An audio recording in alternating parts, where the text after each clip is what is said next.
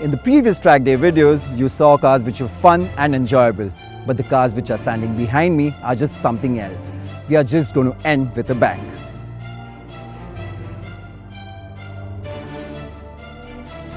We have the Mercedes AMG GTR, which is just phenomenal and is built for the track.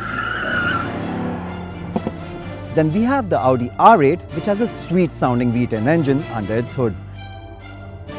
Then there is the RS7, which might look like an elephant but has the legs of a cheetah. Then there is the Ameo Cup car, which is our trump card, and it just might surprise you. We will start off with the Audi RS7, and everything about this car is triple XL. It's got a 4-litre V8 engine, 590 bhp of power, a 0 to 100 time of under 4 seconds, but unfortunately the weight is triple XL too.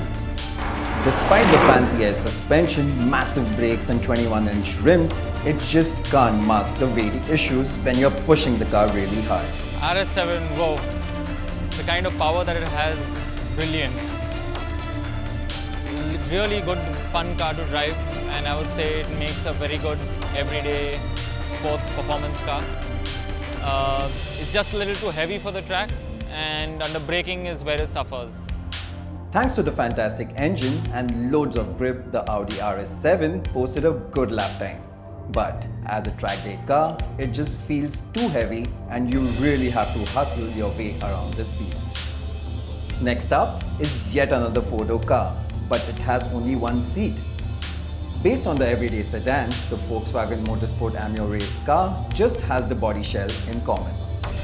Designed and tuned to get the best out of an amateur racer, the Cup car with its 1.8-litre 205 bhp engine, race-spec suspension, slick tyres and roll cage for safety and body stiffness is just a hoot to drive.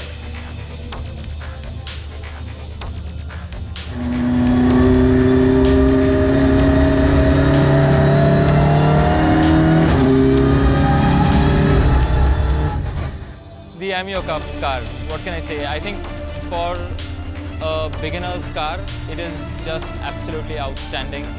It has all the gizmos you would want out of a proper race car. It puts out an enormous amount of power. It's excellent on the brakes. You can go for lap after lap, lap after lap, and there is absolutely no fade off on the brakes. And it's an excellent car. The gear shifts are brilliant. It's got a dog box. So there's nothing more that anyone could want out of a race car starting off in India. It's definitely the best car that we have around here.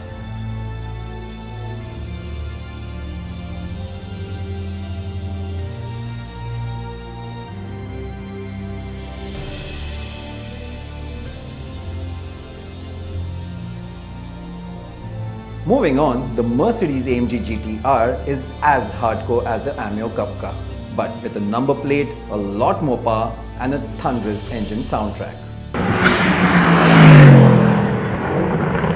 It was honed at the deadly Nürburgring circuit, and with the combination of a massive 325 section rear tyre and active aero, you would think it would be hunkered down, right? Well, things never turn out the way you expect them to. The GTR, what can I say? Again, another brilliant car. Unfortunately, I was told not to push, so I could not really get comfortable with the car. I really like the fact that you can adjust how much traction control you want. So all in all, I think it's a brilliant car.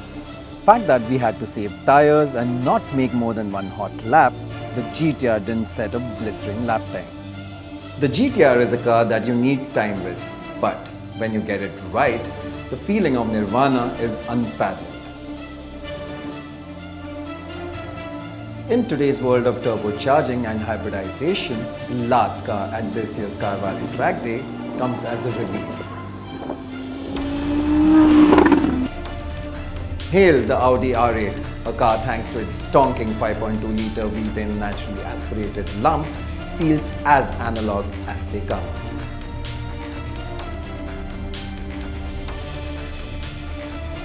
There's just a big smile that you have on your face when you're driving this car. Lots and lots of torque and grunt coming out of the corners. and it feels really good to drive. A little bit twitchy and scary, but it's just a question of getting used to it, I guess. We have driven this Audi before, and every time you get behind the wheel of the R8, it forces you to fall in love over and over again. On that sweet engine note, it's time to wrap up CarWale Track Day 2018. We hope you enjoyed watching the Track Day videos as much as we enjoyed making them.